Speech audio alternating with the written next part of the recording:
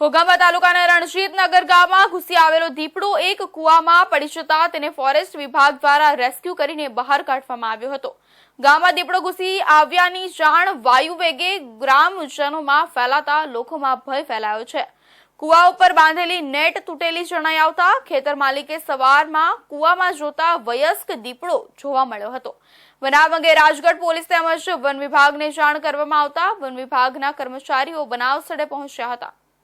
ગુજરાતના પંચમહાલ જિલ્લાના ઘોઘાંબા ગામમાં નાસભાગ મચી ગઈ હતી, કારણ કે સવારે ખેડૂતો ખેતરમાં ગયા હતા ત્યારે એક ખેડૂત ગામમાં આવ્યો હતો અને તેણે જોયું કે તેના પર લગાવેલી જાળી તૂટી ગઈ હતી। તેથી જ્યારે ખેડૂતે કુવામાં જોયું તો તેણે અંદર એક વિશાળ દીપડો જોયો। આ અંગેની માહિતી તાત્કાલિક સ્થાનિક પોલીસ અને વન વિભાગને આપવામાં આવી હતી, જેના કારણે સ્થાનિક વન વિભાગની ટીમ ઘટનાસ્થળે પહોંચી હતી અને ભારે જહેમત બાદ કુવામાં ફસાયેલા દીપડાને બહાર કાઢવામાં આવ્યો હતો।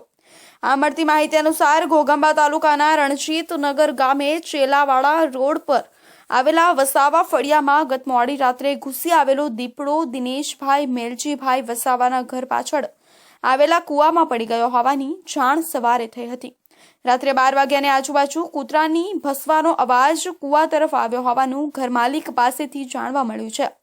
દિનેશ વસાવા દ્વારા તેઓના મકાનની પાછળ આવેલા કુવાનું પાણી સ્વચ્છ રહે, કોઈ કચરું ન પડે તે માટે કુવા ઉપર બાંધી રાખવામાં આવેલી નેટ ખુલ્લી અને તૂટેલી જોતા સવારે કુવામાં જોયું હતું તો અંદર પાણીમાં દીપડો હોવા અંગે જાણ થઈ હતી।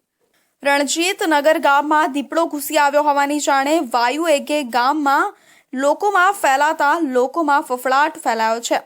સાથે સાથે બનાવ અંગેની જાણ રાજગઢ રેન્જ ફોરેસ્ટ ઓફિસર તેમજ પોલીસને કરવામાં આવતા વન વિભાગના કર્મચારીઓએ ઘટના સ્થળે પહોંચી કુવામાં પાંજરું ઉતારીને દીપડાને રેસ્ક્યુ કરી તેને બહાર કાઢવામાં આવ્યો છે।